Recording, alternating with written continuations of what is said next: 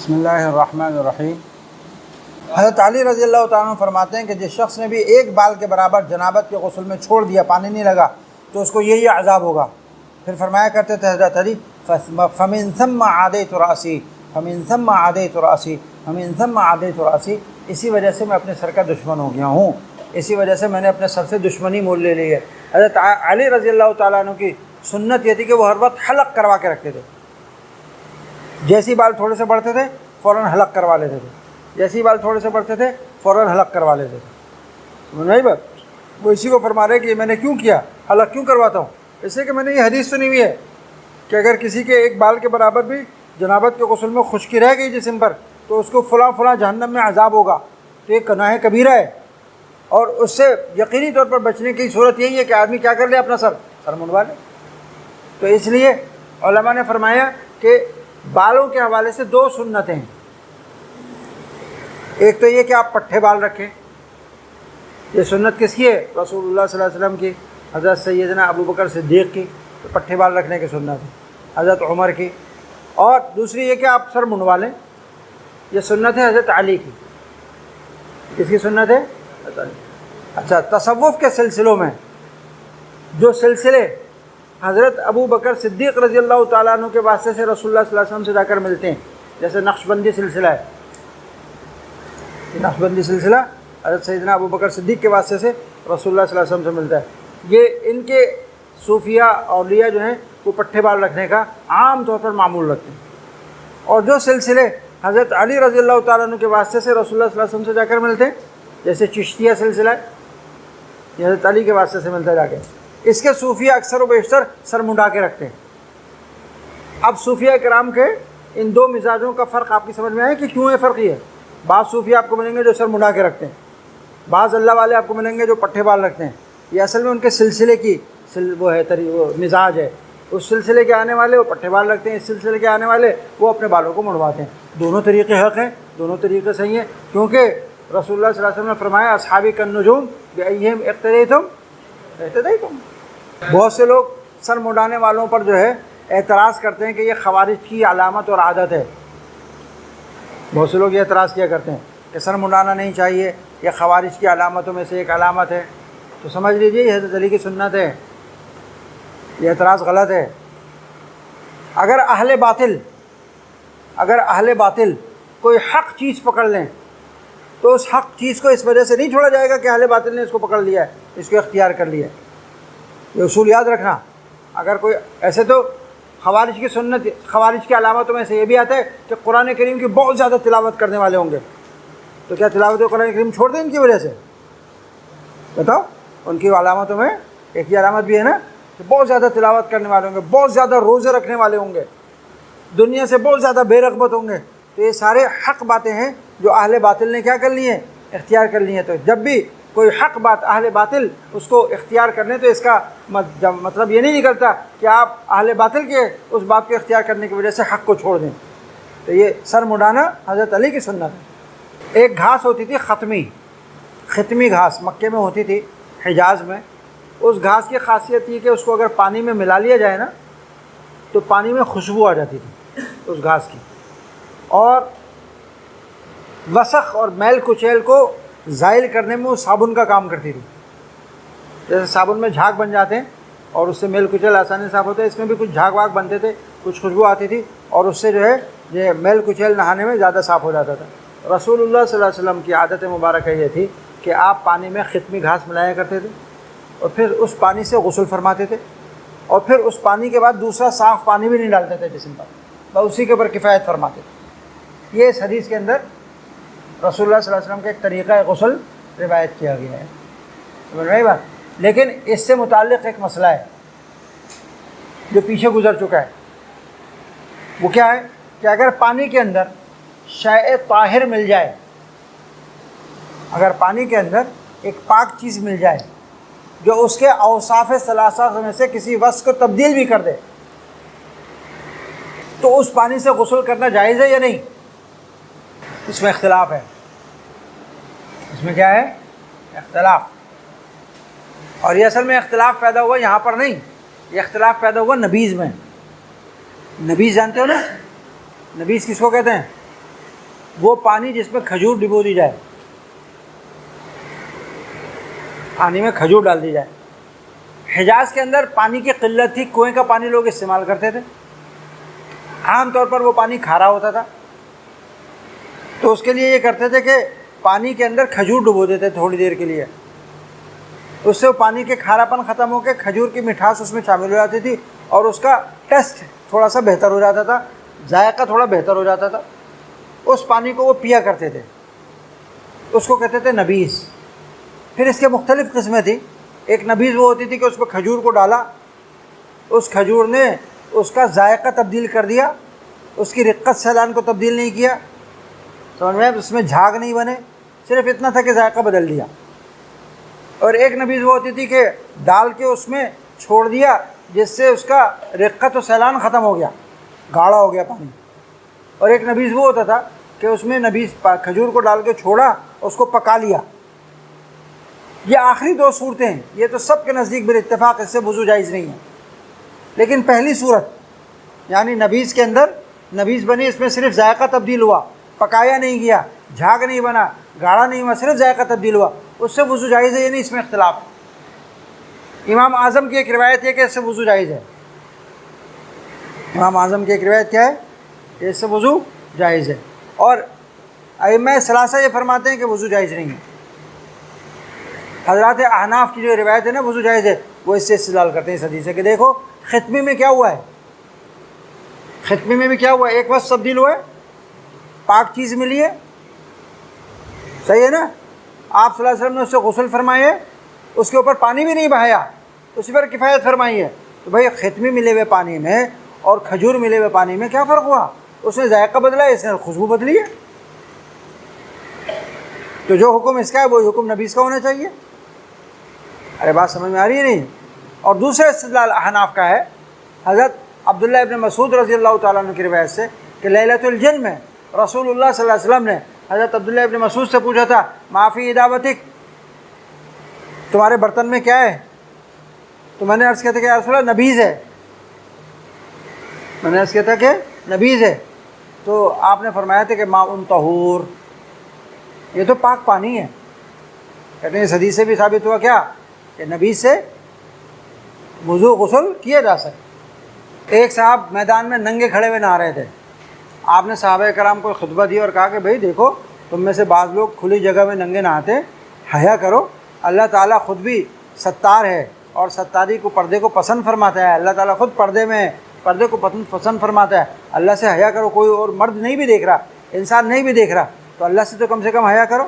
اس لیے علماء نے فرمایا کہ آدمی جب بھی غسل کرے تو اپنے مابین السرۃ والرکبہ کوئی کپڑا باندھ لینا چاہیے، چاہے تنہائی میں غسل کیوں نہ کر رہا ہو، چاہے غسل خانے میں غسل کیوں نہ کر رہا ہو، چاہے کھلے میدان میں کیوں نہ غسل کر رہا ہو، مابین السرۃ والرکبہ جسم کا جو حصہ چھپانا ضروری ہے اس کو بہر صورت چھپانا چاہیے۔ یہ قصہ ہے، سن لو۔ حضرت ابو ہریرہ رضی اللہ تعالیٰ عنہ فرماتے ہیں کہ میں جنابت کی حالت میں تھا، کسی کام سے باہر نکلا، رسول اللہ صلی اللہ علیہ وسلم سے ملاقات ہوگی، آپ نے میرا ہاتھ پکڑ لیا اور مجھ سے باتیں کرتے کرتے کرتے آپ ایک جگہ تشریف جا کر بیٹھ گئے۔ مجھے اچھا نہیں لگا کہ جنابت کی حالت میں آپ کے پاس بیٹھا رہا ہوں، تو میں چپکے سے وہاں سے کھسک کے گیا اپنے رہائش گاہ پہ، وہاں سے جا کے غسل کیا، غسل کر کے واپس آ کے چپکے سے بیٹھ گئے۔ تو آپ نے پوچھا ابو ہریرہ کہاں گئے تھے؟ تو میں نے عرض کیا رسول اللہ میں جنابت کی حالت میں تھا، مجھے اچھا نہیں لگا کہ آپ کے پاس بیٹھوں ناپاکی کی حالت میں، تو میں اسے غسل کر کے آیا ہوں۔ تو آپ نے فرمایا سبحان اللہ المؤمن لا ینجس، آپ نے تعجب سے کہا کہ عجیب بات کر رہے ہو تم، مومن کوئی نجس تھوڑی ہو جاتا ہے، نجس بے نجاست الحقیقیہ تھوڑی ہوتا ہے، وہ تو نجس وہ تو نجاست تو حکمی ہے، اس سے کوئی ناپاکی کا مطلب تھوڑی کہ تمہارا ہاتھ نہیں پکڑ سکتے، تمہارے پاس نہیں بیٹھ سکتے۔ یہ حضرت عمر کا سوال تھا کہ یا رسول اللہ مجھے جنابت لاحق ہو جاتی ہے رات کو، تو مجھے سونا ہوتا ہے، تو کیا فوراً غسل کرنا ضروری ہے یا بغیر غسل کے بھی سو سکتا ہوں؟ تو آپ نے فرمایا کہ وضو کر لو، استنجا کر لو، وضو کر لو اور سو جاؤ۔ توضأ واغسل ذکرک، یہاں پر واو مطلق جمع کے لیے، ترتیب کے لیے نہیں ہے، سمجھ لینا، ورنہ استنجا پہلے ہے اور وضو بعد میں ہے۔ پہلے استنجا کر لو، اپنے شرمگاہ کو دھو لو، اس کے بعد جو ہے وضو کر کے سو جاؤ، یہ آپ نے فرمایا۔ مسئلہ اب یہ آیا کہ اگر کسی کو جنابت لاحق ہو جائے رات میں، ابھی نماز کا وقت نہیں آیا، فجر کی نماز کا وقت دور ہے، تو کیا اس پر فوراً غسل کرنا واجب ہے یا نہیں؟ ائمہ اربعہ فرماتے ہیں فوراً غسل واجب نہیں۔ داؤد ظاہری کہتے ہیں فوراً غسل واجب ہے۔ داؤد ظاہری کیا کہتے ہیں؟ فوراً غسل واجب ہے، اور ان کے اختلاف سے کوئی فرق نہیں پڑتا۔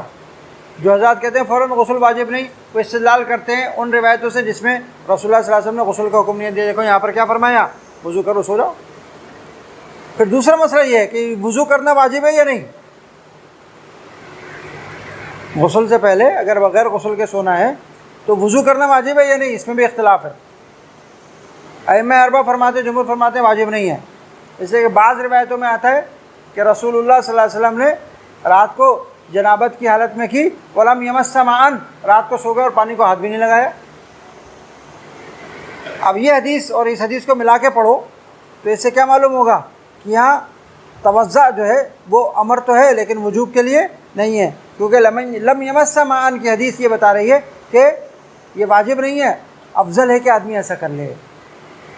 سمجھ رہے بات؟ اور پھر بعض روایتوں میں آتا ہے کہ تم ہاتھ منہ دھو لو استنجا کر کے اور سو جاؤ، بعض میں آتا ہے وضو کر لو۔ وضو کے دو معنی آتے ہیں، ایک وضو شرعی، ایک وضو لغوی، یہاں دونوں احتمال ہیں اس کے، توضع میں دونوں احتمال ہیں۔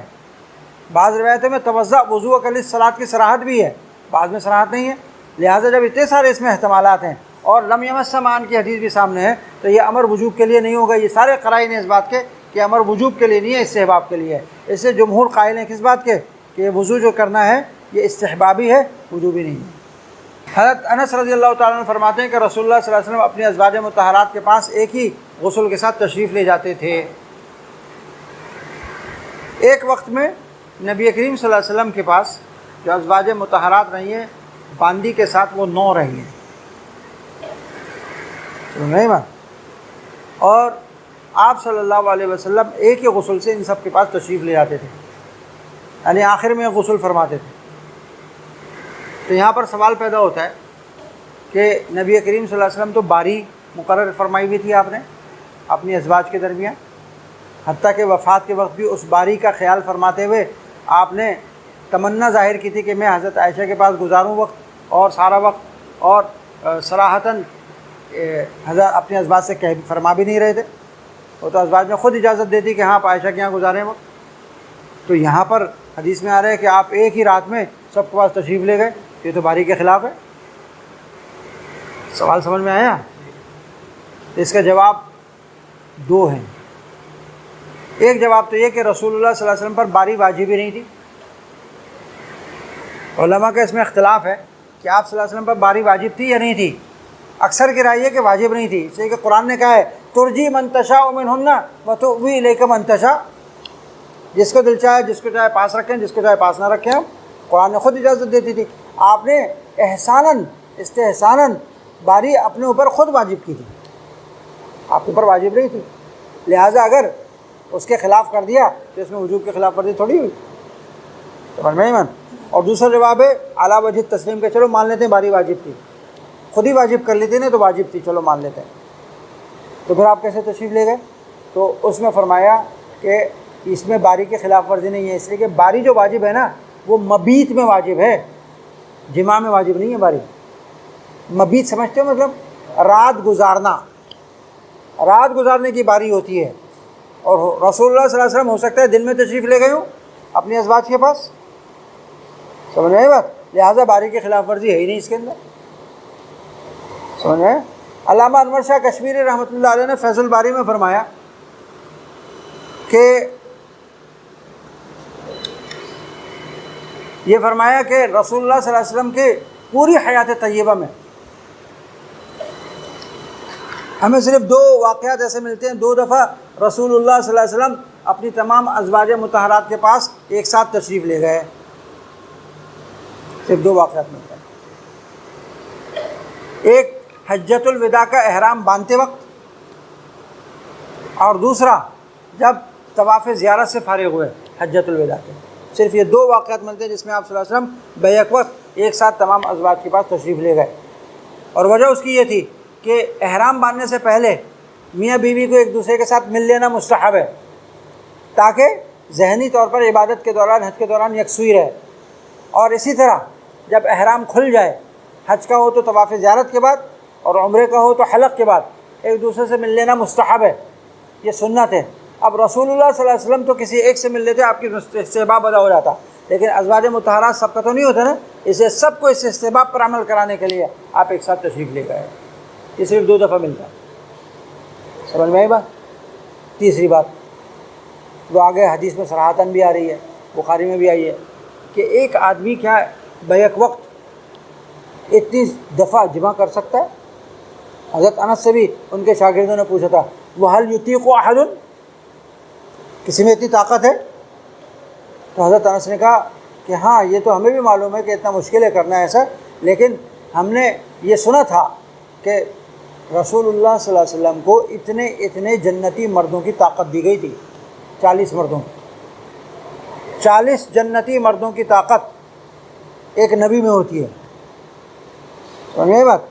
اور ایک جنتی طاقت میں، ایک جنتی آدمی میں 100 مردوں کے برابر طاقت ہوتی ہے۔ کتنے مردوں کے برابر؟ 100 مردوں کے برابر ایک جنتی مرد میں طاقت ہوگی، اور آپ صلی اللہ علیہ وسلم کو دیگر انبیاء کو 40 جنتی مردوں کی طاقت دی جاتی ہے دنیا میں، تو کتنے مردوں کی طاقت ہوگی بتاؤ؟ کتنے؟ 4000۔ صحیح ہے؟ ایک مرد کو کتنی بیویوں کی ضرورت ہے؟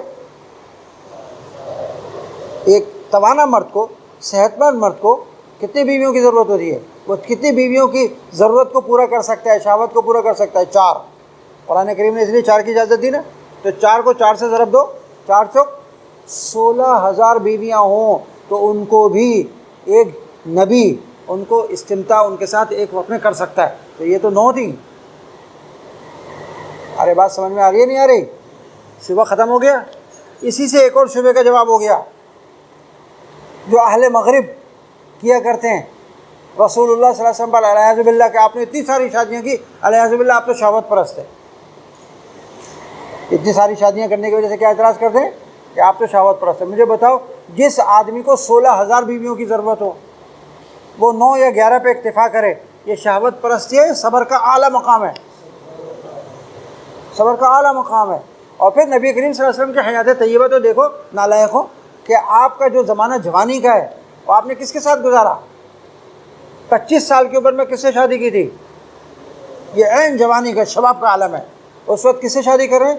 40 سالہ حضرت خدیجہ سے، جو 2 شوہروں سے بیوہ ہو چکی ہیں، اس سے پہلے 2 شادیاں ان کی ہو چکی تھیں، 2 شوہروں سے بیوہ ہیں، اور ان کی حیات تک جب تک وہ زندہ رہیں آپ نے دوسری شادی نہیں کی۔ تو 50 سال جب آپ کی عمر ہو گئی، جب ان کی وفات ہوئی حضرت خدیجہ کی، تو رسول اللہ صلی اللہ علیہ وسلم کی حیات عمر جو تھی 49-50 سال تھی، اب تو جوان بھی نہیں رہے۔ اس کے بعد جو شادیاں کی، وہ شادیاں کس سے کی ہیں؟ یا مطلقات سے یا بے وجات سے، بیوگان سے یا مطلقات سے۔ صرف ایک شادی آپ صلی اللہ علیہ وسلم کی کنواری اہلیہ ام المومنین سے ہوئی حضرت عائشہ سے، باقی ساری کی ساری یا بیوہ ہیں یا مطلقہ ہیں۔ اس پوری سیرت کو سامنے رکھے کوئی اگر یہ احمق یہ بات کرے کہ تمہارے نبی نے اتنی شادیاں شہوت پرستی کی وجہ سے کی تھی، تو اس کی عقل پہ پردہ پڑا ہوا ہے نہیں، وہ احمق ہے نہیں، احمقانہ بات کر رہے ہیں نا۔